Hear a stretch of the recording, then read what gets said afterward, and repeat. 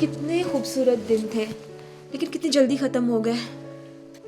हाँ, मगर उन दिनों की याद कभी हमारे दिलों से ख़त्म नहीं होगी।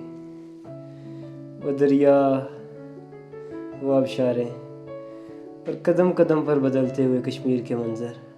और आपका साथ। वैसे तो मैंने कश्मीर पहले भी देखा है, लेकिन जो कश्मीर मैंने आपकी आंखों से देखा है उसकी तो बात ही कुछ और है। और अगर इस वक्त तुम्हारे हाथ की चाय मिल जाए तो इस सफ़र की सारी थकन दूर हो जाएगी। अच्छा जी, ज़रूर, मैं अभी बना कर लाती हूँ।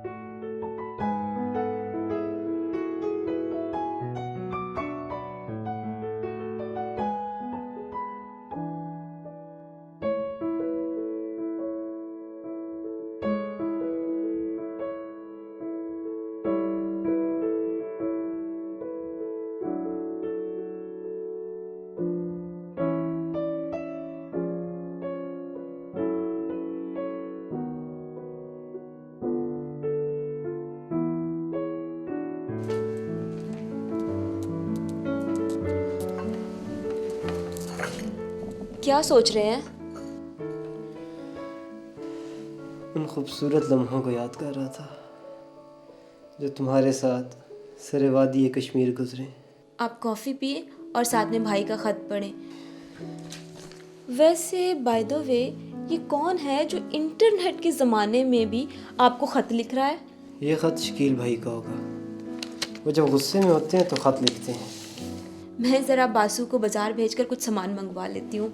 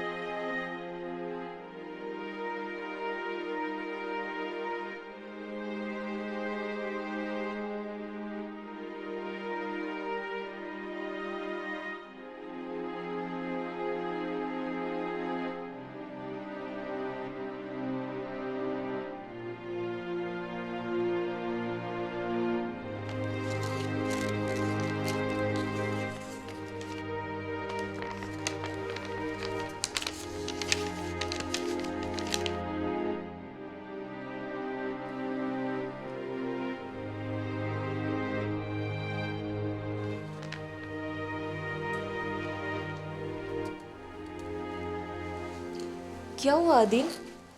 परेशान लग रहे हैं। कॉफ़ी पसंद नहीं आई या फिर ख़त की वजह से उदास हैं? कुछ नहीं, उन्होंने हमारी खैरियत दरियाफ्त की है।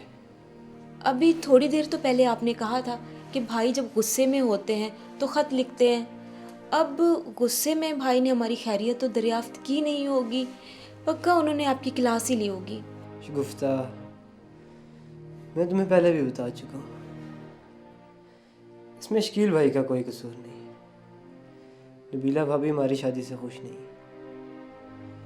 उन्होंने अपने तौर पर अपनी छोटी बहन जमीला का रिश्ता मेरे लिए सोच रखा था। अब जब मैंने तुमसे शादी कर ली तो ये बात उनसे बर्दाश्त नहीं हो रही। हर वक्त भाई के कान भरती रहती हैं और भाई अपना सारा गुस्सा मुझ पे उतारते हैं। एनीवे, ये कुछ ख़ास बात नहीं, फैमिलीज़ में ऐसा होता रहता है, आपको परेशान होने की ज़रूरत नहीं। मैं ज़रा बासु को देख कर आती हूँ, बाज़ार से सामान लेकर आ गया होगा।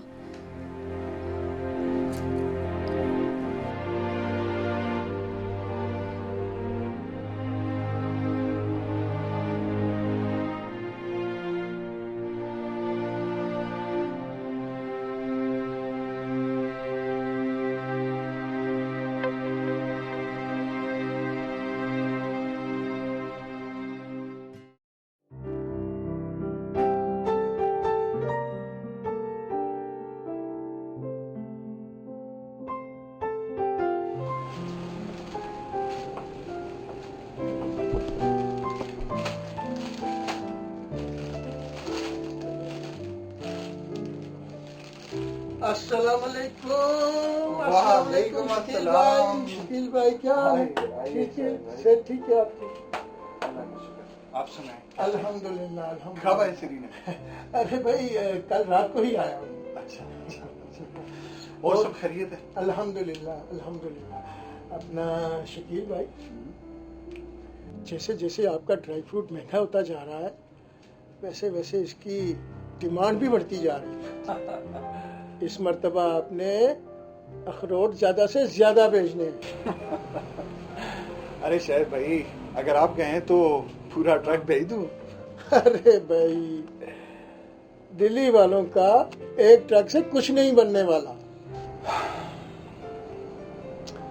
शायद भाई, कितने अफसोस की बात है कि हम दिल्ली वालों के लिए अखरोट, इंजीर और बादाम के ट्रक भरकर भेजते हैं, और दिल्ली वाले हमारे लिए बारूद से भरे ट्रक भेज देते हैं। शकील भाई, अभी वो 370 के बाद जो कुछ कश्मीरियों के लिए भेज रहे हैं, वो कश्मीरियों के लिए बहुत बड़ी आजमाइश है। अब तुम खुद सोच लो कि दिल्ली वाले कश्मीरियों के लिए क्या कर रहे हैं। खैर, अल्लाह रहम करे, शायद हालात बेहतर हो जाए।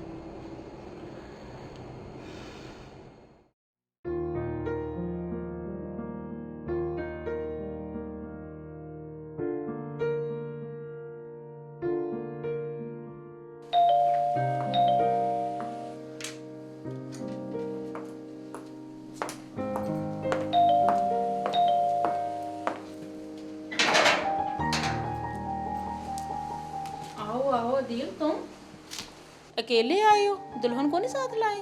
मेरी दुल्हन आपको पसंद नहीं, इसलिए नहीं लाया। पसंद हो या ना हो, वो मेरी देवरानी है, मेल जोल तो रखना पड़ेगा। क्या भाई अभी तक घर नहीं आए? आओ बैठो, बस आने ही वाले होंगे। लो वो भी आ जाओ। अस्सलाम वालेकुम। अरे अदील, तुम कब आए भाई? अभी अभी। अच्छा चलो, अच्छा हो गया। चलो आओ बैठते हैं।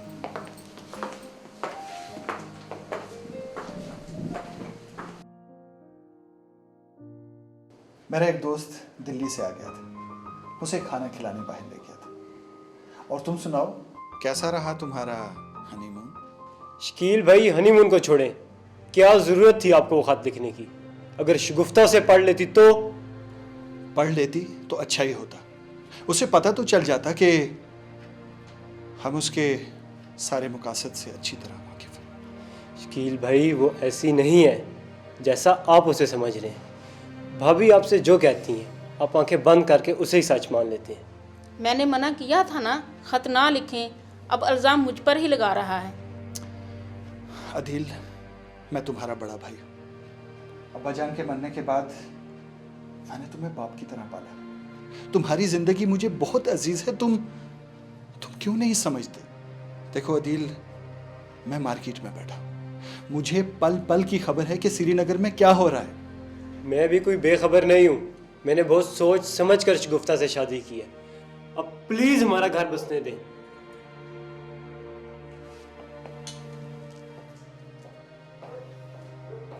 सुन लिया ना, वो सारा इल्ज़ाम मुझ पे ही लगा रहा है। आपने जितना समझाना था ना, समझा लिया। प्लीज़ अब समझाना छोड़ दें, वरना वो बुरा मुझे ही समझेंगे। तुम चुप रहो। अदील मेरा छोटा भाई है, उसे समझाना मेरा फर्ज है, और मैं अपने फर्ज से कभी गाफिल नहीं रहूंगा।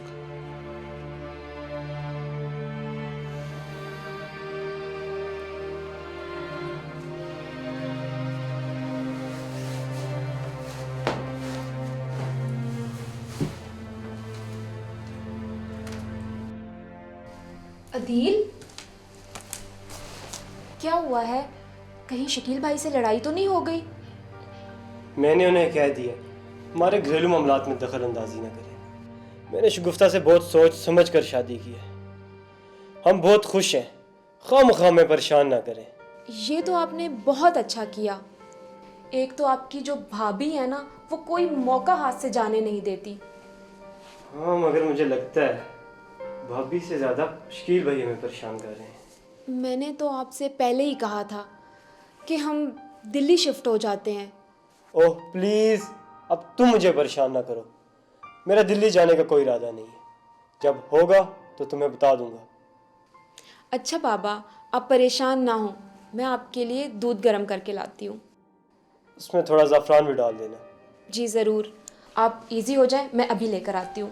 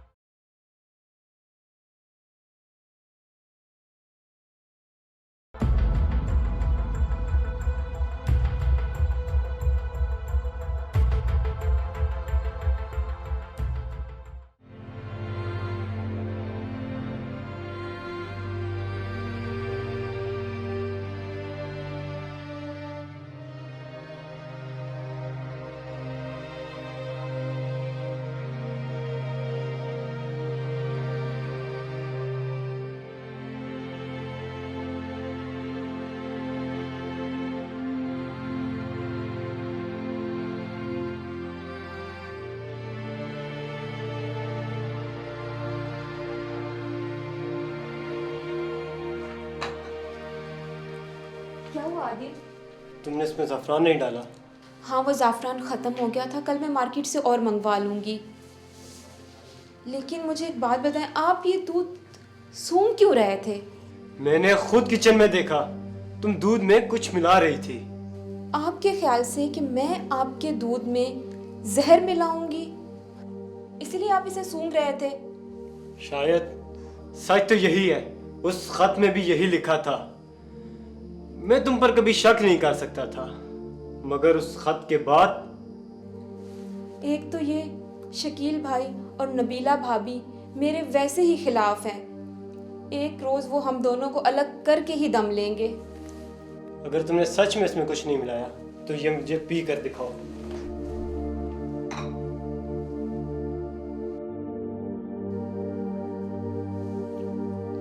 क्या हुआ?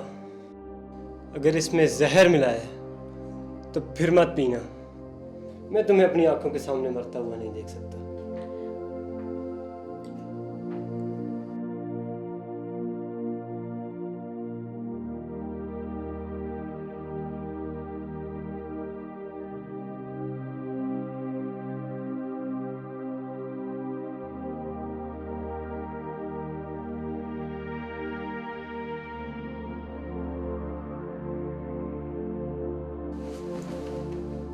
शगुफ्ता, शगुफ्ता क्या हुआ तुम्हें? शगुफ्ता आंखें खोलो। शगुफ्ता, शगुफ्ता,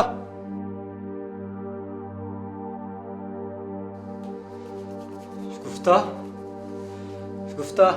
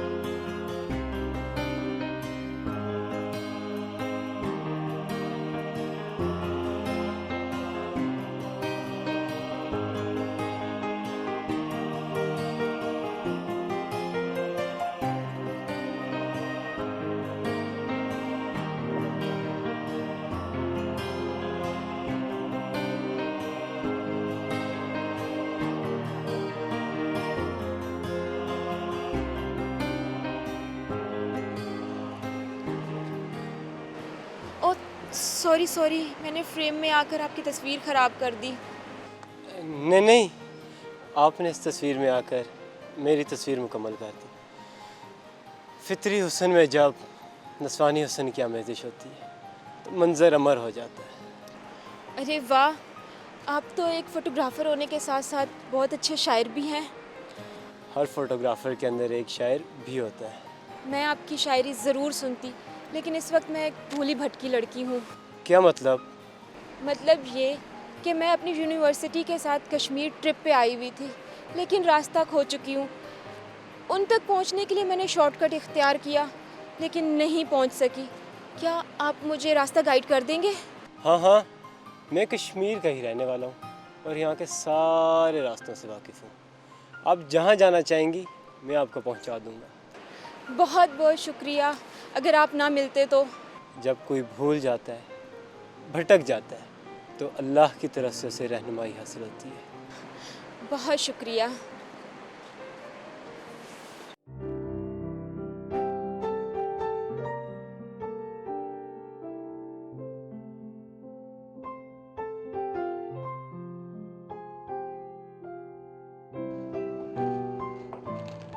जी, अरे पंडित जी, आप क्या बात कर रहे हैं? कश्मीर के बादाम और अखरोट का तो कोई जवाब ही नहीं।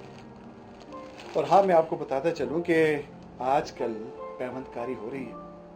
असल फल तो आपको सिर्फ कश्मीर से ही मिलेगा। खैर, अब आप परेशान ना हो। आप जितना अखरोट कहेंगे मैं आपको भिजवा दूंगा।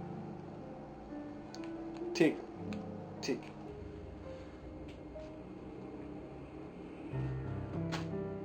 अरे आओ जीशान। अरे तुम कब आए? ठीक है आप? अल्लाह का शुक्र। बैठो। अभी आया मशीन बाजी। आप कैसे हैं? ठीक हैं? बिल्कुल। अच्छा शकील भाई, अदील का फोन नहीं लग रहा है। अच्छा, किसी पहाड़ी की चोटी पर फोटोग्राफी कर रहा हूँ और वहां सिग्नल नहीं होंगे। यार, कितनी बार उसको समझाया है कि ड्राई फ्रूट का सीजन शुरू हो चुका है, वो आए मेरे साथ कुछ मदद करवा, लेकिन उसे तो फोटोग्राफी से ही फुर्सत नहीं। भाईजान, आप कश्मीर के ड्राई फ्रूट फरोख्त करते हैं और वो कश्मीर के हुसीन नज़ारों की फोटोग्राफी। मुझे तो आज तक उसके कारोबार की समझ नहीं है। पता नहीं कौन लोग होंगे जो उसकी बनाई हुई तस्वीर को खरीदते हो, जो आपका ड्राई फ्रूट खरीदते हैं। अरे भाई जीशान, जाहिर है तुम उसके दोस्त हो, उसी की वकालत करोगे ना। नहीं, दोस्ती की बात नहीं। अदील दिल का बहुत अच्छा इंसान है। हाँ, लेकिन उससे मुलाकात तो शाम को ही हो सकती है। कोई बात नहीं, मैं शाम को घर पे आके उससे मिल लूंगा। अरे जीशान, बातों बातों में याद ही नहीं रहा यार। तुम्हें अच्छी सी कश्मीरी चाय पिलाता हूँ। चाय नहीं भैया, नहीं, शाम को घर पे मुलाकात होगी और घर पे ही चाय पियेंगे। अच्छा, सलामत रहें, इजाजत दें। जैसे तुम्हारी मर्जी।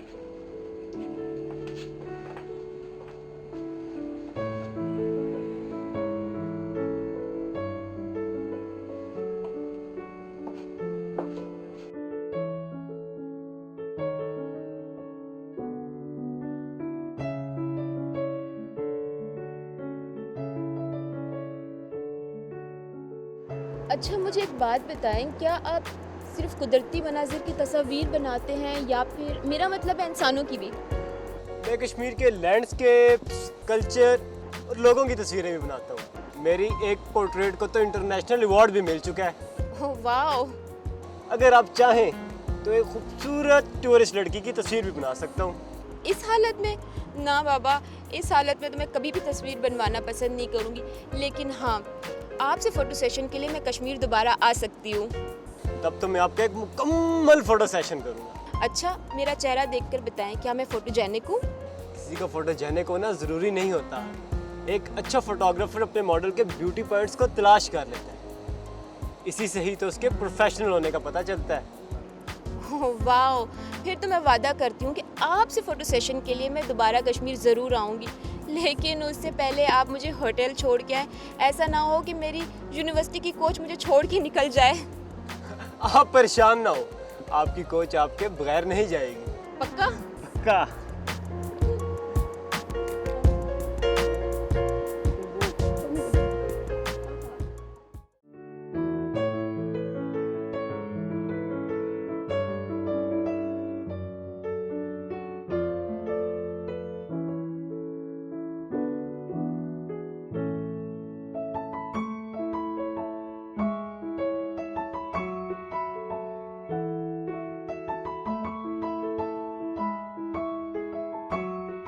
यार क्या बताऊं, आज एक खूबसूरत टूरिस्ट लड़की अचानक मेरे कैमरे के फ्रेम में आ गई। कैमरे के फ्रेम में या तुम्हारे दिल के फ्रेम में?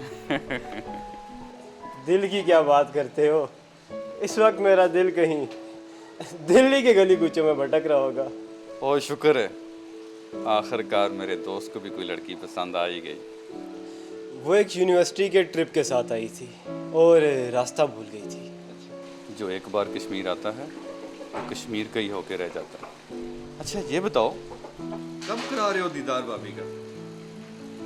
भाई आप कुछ ज्यादा तेज नहीं जा रहे हो। एक बात बताऊं, जिसकी शुरुआत इतनी अच्छी हो उसका अंजाम कितना प्यारा होता है।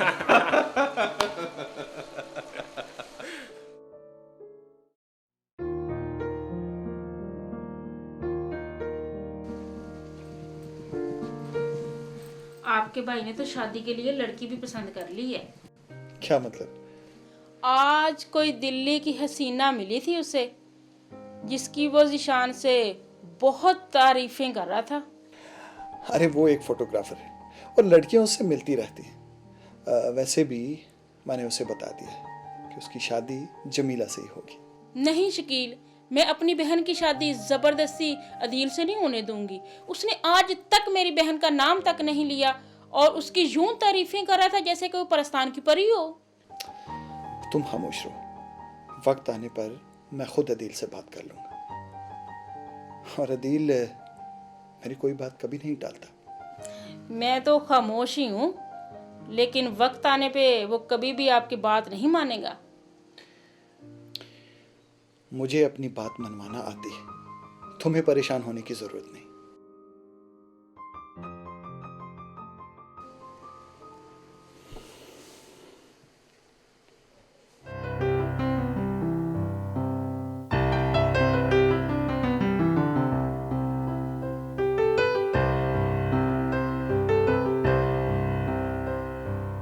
आपकी पहली मुलाकात तो बहुत ड्रामाई अंदाज में ही है। इसका हवाल मैं अदील से सुन चुका हूँ। मगर दूसरी मुलाकात हमने बहुत सोच समझ के अरेंज की है। अदील मेरी तस्वीर बनाना चाह रहे थे, लेकिन उस वक्त मैं इस पोजीशन में नहीं थी कि इनसे तस्वीर बनवा सकूं। लेकिन मैंने अदील से वादा किया था कि उनसे तस्वीर बनवाने के लिए मैं ज़रूर कश्मीर आऊँगी। शगुफ्ता जी, कश्मीर में आने के बहुत सारे रास्ते हैं, मगर जाने का कोई रास्ता नहीं। जो एक बार कश्मीर आता है वो कश्मीर का ही होके रह जाता है। कश्मीर के बारे में तो मैंने बहुत कुछ सुन रखा था, लेकिन असल कश्मीर तो मैंने अदील की आंखों से देखा है। जो आंखों में आ जाता है उसे दिल में उतर जाने का रास्ता भी मिल जाता है। पहली मुलाकात में तो शगुफ्ता रास्ता भूल गई थी, मगर अब इसे अपने रास्ते का बहुत सोच समझ कर चुनाव करना है। मेरा रास्ता भूलना ही शायद मेरा रास्ता पाना था। मगर देख लो, अगर दोबारा रास्ता भूल गई तो? आपके होते मैं कश्मीर का रास्ता भूल सकती हूँ?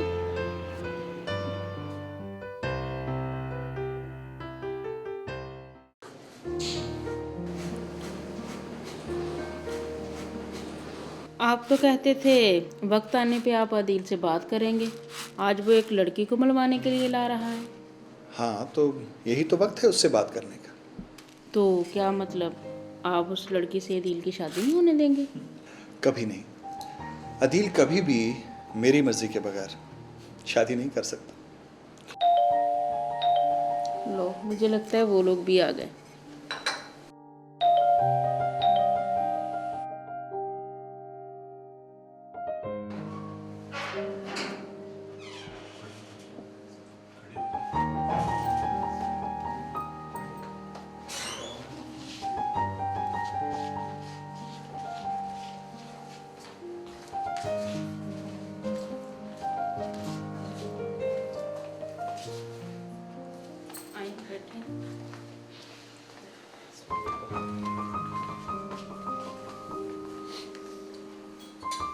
शकील भाई, ये शगुफ्ता हैं जिनका मैंने आपसे जिक्र किया था।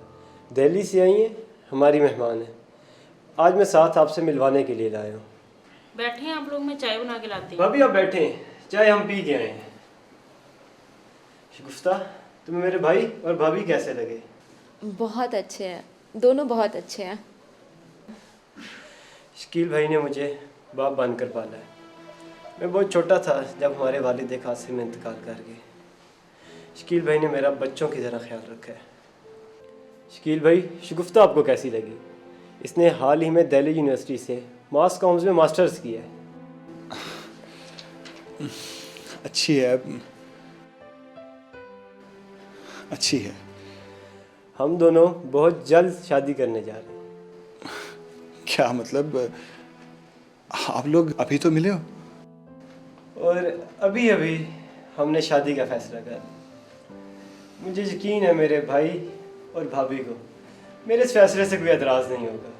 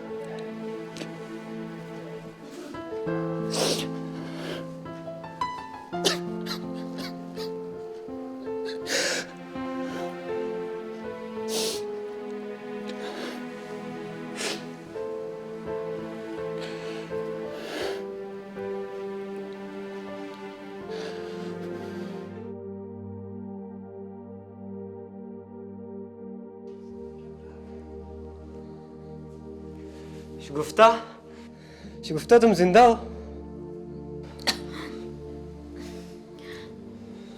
हाँ दिल, आपके आंखों से गिरे हुए आंसू ने मुझे फिर से जिंदा कर दिया। आपको तो यकीन हो गया होगा ना कि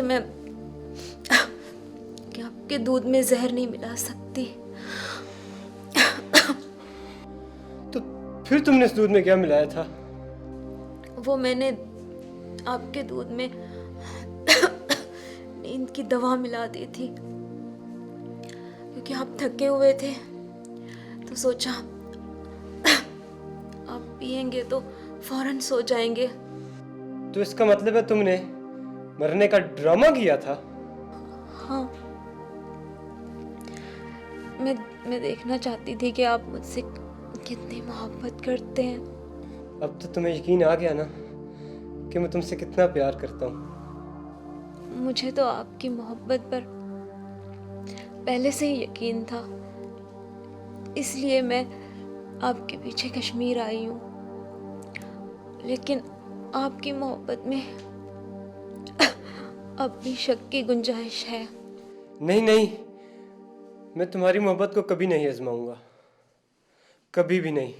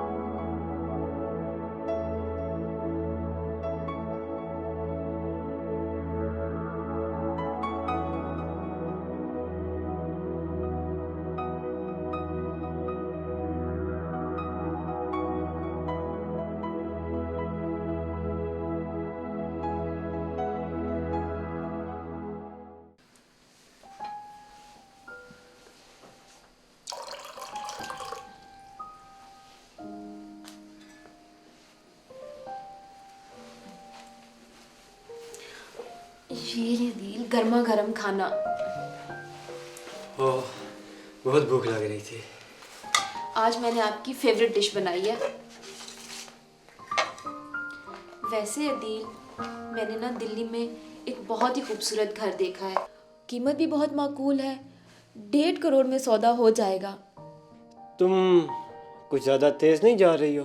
अदील, आप क्यों नहीं समझ रहे हो? यहाँ हम कभी भी खुश नहीं रह सकते। और वैसे भी शकील भाई और नबीला भाभी हाथ धोकर हमारे पीछे पड़े हैं। वो हमें कभी भी चैन से नहीं रहने देंगे।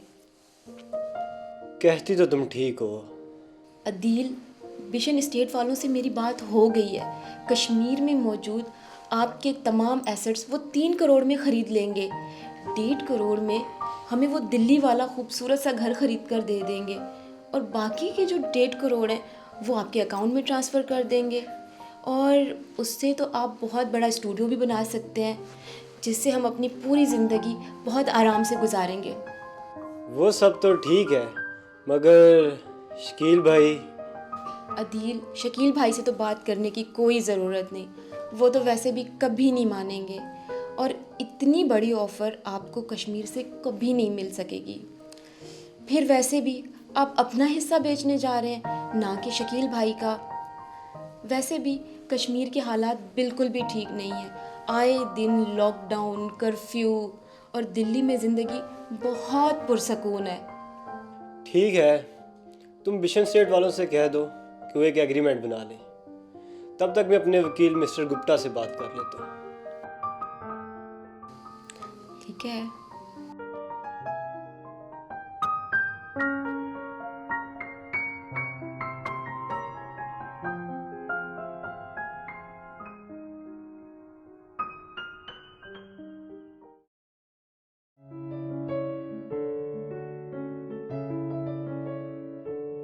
तो फिर क्या फैसला किया मेरे दोस्त?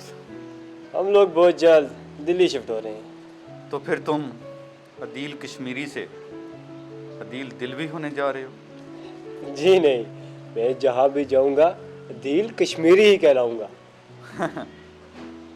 जिस कश्मीर से तुम अपना ताल्लुक ख़त्म करके जा रहे हो, वो तुम्हारा नाम भी छीन लेगा और तुम्हारी पहचान भी छीन लेगा। क्या मतलब?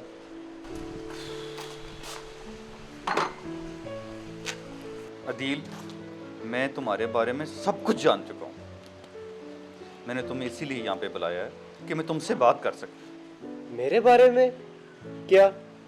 यही कि तुम्हें शगुफ्ता की मदद से ट्रैप किया जा रहा है और तुम मुकम्मल तौर पे ट्रैप हो चुके हो।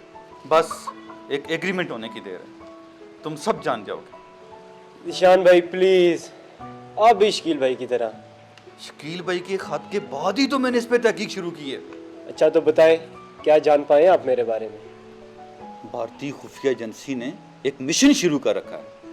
कश्मीर में 370 के खात्मे के बाद उन लोगों को ट्रैप किया जा रहा है मुख्तलिफ हवालों से जो बड़ी जायदादों के मालिक हैं, और इन बड़ी जायदादों को ख़रीदने के लिए हिंदू बनिए तैयार करके रखे हुए हैं। वो कश्मीर में डेमोग्राफिक चेंजेस लेके आना चाह रहे हैं, जिससे वो कश्मीर की मुस्लिम अक्सरियत को अकलियत में बदलना चाहते हैं। शगुफ्ता की तुमसे शादी इसी मिशन की एक कड़ी है। निशान भाई प्लीज़। अदील प्लीज, कबूतर की तरह आंखें बंद कर देने से तुम बिल्ली से नहीं बच सकते। क्या तुम्हें यह सब एक सोची समझी स्कीम के तहत होता नजर नहीं आ रहा? तुम जैसा मुसव्वर जो कश्मीर के एक एक मंजर पर अपनी जान निछावर करता था, आज उसे मोहब्बत के धोखे में लाकर कश्मीर से अपना सब कुछ फरोख्त करने पर मजबूर कर लिया गया, और दिल्ली में तुम्हारे लिए घर भी तलाश कर लिया गया, और सोने पे सुहागा।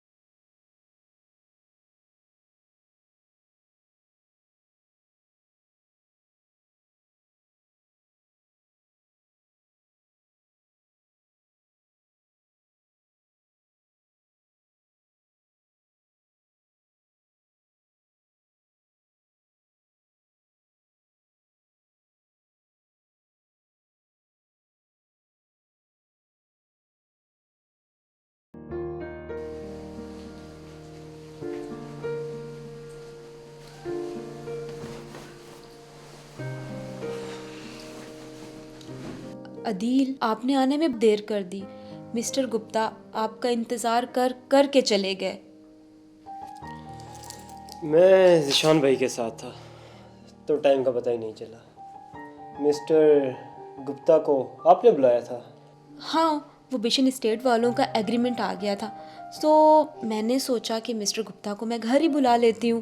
तो क्या उन्होंने एग्रीमेंट पढ़ लिया? हाँ, उन्होंने एग्रीमेंट पढ़ लिया था और उन्हें बहुत पसंद आया। इनफैक्ट वो तो खुद हैरान थे कि इतनी बड़ी ऑफ़र, और उन्होंने कहा कि हमें इस एग्रीमेंट पे फ़ौरन साइन कर देना चाहिए। जब उन्होंने कह दिया तो फिर बात ही ख़त्म हो गई। तो क्या मैं कल बिशन एस्टेट के नुमाइंदे को बुला लूँ? नहीं, कल नहीं। कल तो मेरी सालगिरह है। मैं दिल्ली शिफ्ट होने से पहले इस घर में एक भरपूर सालगिरह मनाना चाहता हूँ। ओह हाँ, मुझे तो याद ही नहीं था। अच्छा हुआ आपने याद करा दिया। हम आपकी सालगिरह को बहुत ज़बरदस्त तरीके से सेलिब्रेट करेंगे।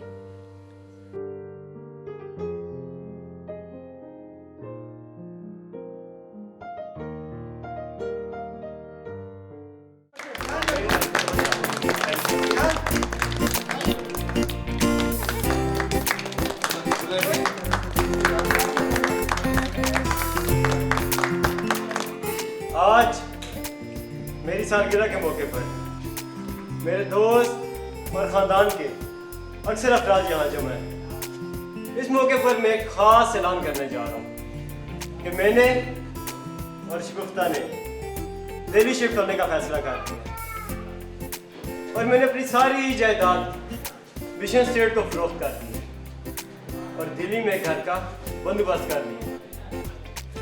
और ये मेरी आप सब लोगों के साथ आखिरी सालगिरह है। Attention please. आज मेरे दोस्त की सालगिरह के मौके पे मैं आपको एक बहुत ज़रूरी बात बताना चाहता हूँ। जी भाई, कहें, आप क्या कहना चाहते हैं? मैं आप सबको ये बताना चाहता हूँ कि भारतीय खुफिया एजेंसी ने कश्मीर में अपनी रेशादवानी और ख्वाहिशों का सिलसिला बरकरार रखा हुआ। वो मुख्तलिफ़ किस्म की साजिशों में मुकम्मल तौर पे मसरूफ़ अमल है। मेरे दोस्त, हम सब के दोस्त, एक मुहब्बे वतन कश्मीरी अदील को शगुफ्ता की मदद से ट्रैप किया गया और आज ये अपना सब कुछ बेचकर कश्मीर में अपना सारा हिस्सा फरोख्त करके दिल्ली शिफ्ट होने जा रहा है।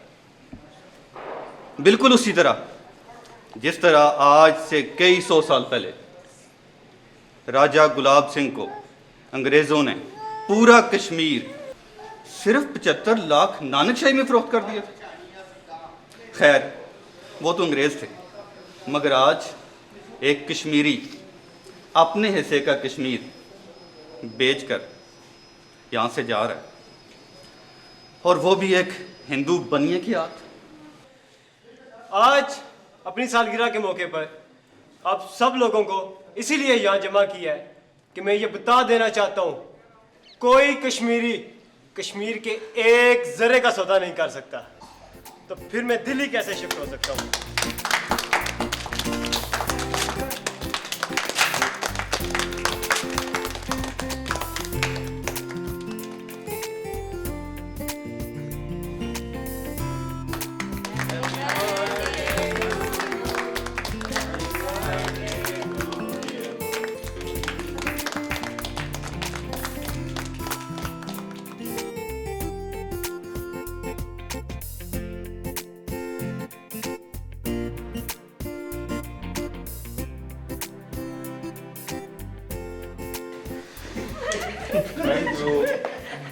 Thank you.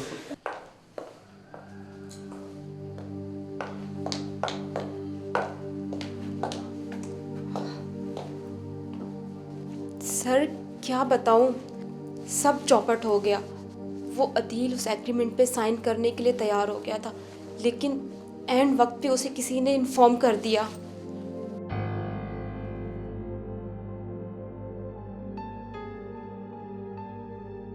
बस सर, अब मुझे बताएं, मुझे क्या करना होगा?